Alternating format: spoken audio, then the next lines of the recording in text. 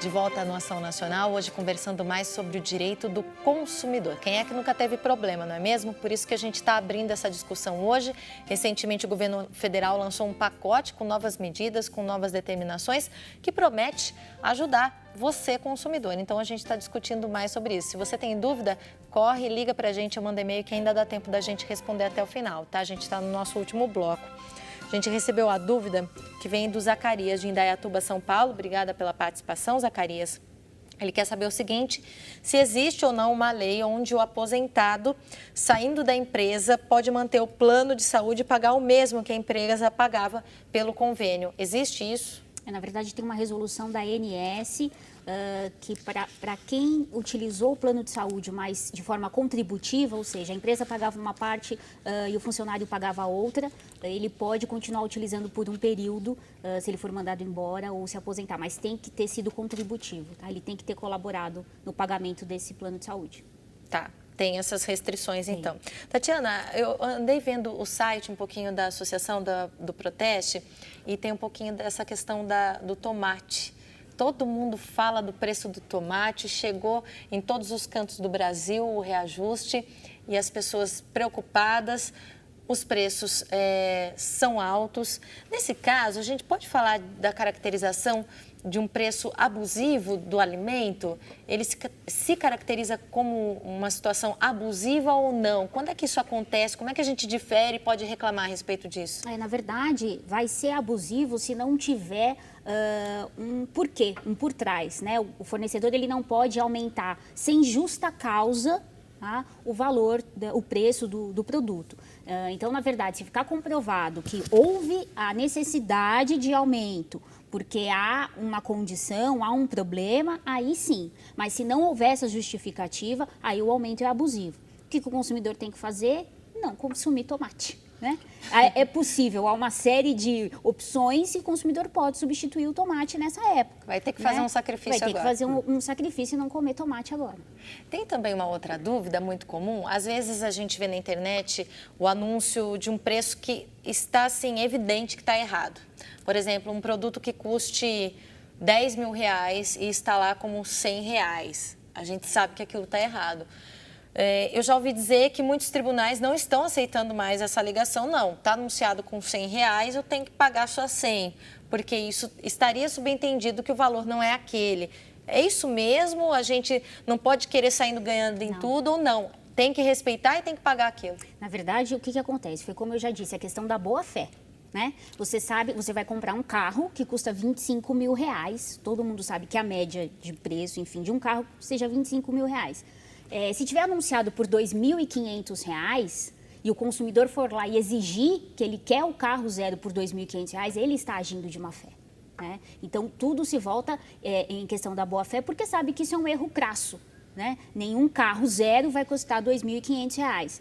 Então, tudo bem, houve o erro, em regra, o fornecedor tem que cumprir aquilo que ele ofertou, mas é um erro crasso e se o consumidor for exigir, ele está agindo de má fé. Né? Então, é claro, se houver um desconto pequeno, aí sim o consumidor pode exigir, mas se for um erro crasso, aí não, ele está agindo de má fé e não vai poder exigir o cumprimento dessa oferta. O pequeno que a gente diz, por exemplo, é no supermercado, quando você está na prateleira, sim, ou numa loja de departamento, sei lá, algum estabelecimento em que você vê que a diferença é pouca e realmente estava errado mesmo. A diferença pode até ser grande. Por exemplo, houve um pouco tempo atrás o erro na venda de um videogame. Estava com um desconto de R$600. O videogame é muito caro, mas o desconto de R$600, ele ainda continuaria caro. Né? Então, nesse caso específico, o Procon exigiu que o fornecedor vendesse pelo preço em que foi ofertado, por mais que tivesse, que o fornecedor tivesse alegado o erro. Né? Mas nesse caso, como o valor ainda era alto, ainda era plausível, o Procon exigiu que o fornecedor cumprisse aquele desconto. Doutor Cláudio, a gente recebeu um e-mail aqui com uma dúvida sobre financiamento. A pessoa, a respeito de um financiamento junto a um banco, eu não vou citar o nome do banco, desde setembro do ano passado e até agora não saiu, com prejuízos para o comprador e vendedor. Dá para se fazer alguma coisa nessa situação? Com relação ao imóvel? Não disse imóvel, não... provavelmente pode ser, não sei se é, diz que é um financiamento, não saiu e as duas partes estão prejudicadas. Bom, vamos entender um pouquinho isso, né? Se foi o vendedor, um construtor, em que ele anunciou que o imóvel que estava sendo anunciado era garantido o financiamento e, consequentemente, na hora que o adquirente, o suposto comprador, quando ele quis obter o financiamento, ele não pôde obter, então aí o comprador é que está prejudicado. Uma outra coisa é que se o vendedor ele está vendendo o imóvel, o cidadão normal, que não é fornecedor, ele está vendendo o imóvel e aparece um interessado, que é um comprador, um outro cidadão, e este comprador, ele está interessado, vai querer o financiamento, vai tentar obter o financiamento, e para obter o financiamento vai ter uma tramitação desse expediente, desses documentos perante o agente financeiro. O agente financeiro pode ou não querer conceder o financiamento. Entendi. Né? Não haverá aí, não há uma discussão de responsabilidade. É que o agente financeiro é ele quem tem o dinheiro, é ele quem vai querer receber. Né? Então, esta análise do crédito, o credor, ele vai ter o direito de fazer essa averiguação. Então, isso, evidentemente, que o agente financeiro ele vai fazer uma análise do aspecto patrimonial, pessoal, vai avaliar o imóvel e, consequentemente, isso pode ou não redundar na concretização do negócio. Isso não tem a ver com culpa ou não culpa do comprador. Tá. Né? Rapidamente, a gente está quase encerrando o programa, mas eu acho que dá para esclarecer essa dúvida, porque eu tenho certeza que pode ter acontecido com outras pessoas, não com esse tipo de serviço, mas em outros casos. Vem da Rosirene, obrigada pela sua participação. Ela diz que cancelaram o convênio dela, alegando que ela não tinha pago. Ela diz que foi pago, só que com um código de barras que eles alegam não ser da empresa. Ela falou que foi debitado da conta dela o valor e o banco não sabe nem qual a empresa, né, que recebeu o dinheiro dela.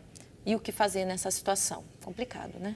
Aí está clara a falha na prestação do serviço e o consumidor não pode ser punido por isso. Né? Ela pagou em dia, pagou de acordo com o que foi fornecido para ela, com as ferramentas que foram fornecidas para ela, e ela de forma alguma pode ser penalizada por isso. Ela tem sim o direito de exigir que o plano de saúde dela seja reativado, não pode ser cancelado, né? Principalmente se foram eles mesmos que passaram esse código de barra inválido. Uhum. Né? E se foi o banco que fez algum erro aí, também foi o fornecedor que errou de qualquer forma, aí uma responsabilidade solidária e o consumidor não pode ser penalizado. E ela está dizendo até aqui que ela precisou de atendimento médico depois, teve que ser atendida em rede pública, hoje ela está sem o convênio e sem o dinheiro. Não, ela tem o direito de ter sim o plano dela reativado, ou se ela quiser cancelar e ter a devolução do dinheiro de volta. Bom, a gente conversou hoje com o Dr. Cláudio José Franzolin, que é coordenador de Direito da Universidade de São Francisco, também consultor jurídico. Doutor, muito obrigada pela sua atenção, pela sua participação no programa hoje com a gente. Volte sempre, viu? A satisfação é minha e conte sempre com a gente. A gente recebeu também a doutora Tatiana Viola de Queiroz, advogada da Associação Proteste. Obrigada, doutora. Tem site também, a associação, né? Tem sim. É o www.proteste.org.br. Está aparecendo aí na sua tela. Muito obrigada. Seja bem-vinda sempre ao programa. Agradeço. A gente agradece a sua participação. Você de casa, fique de olho, pesquise, compare, procure sempre mais informações sobre a empresa que você vai adquirir o produto. A gente volta na próxima quinta-feira, às 9h10 da noite. Uma boa noite para você e até lá.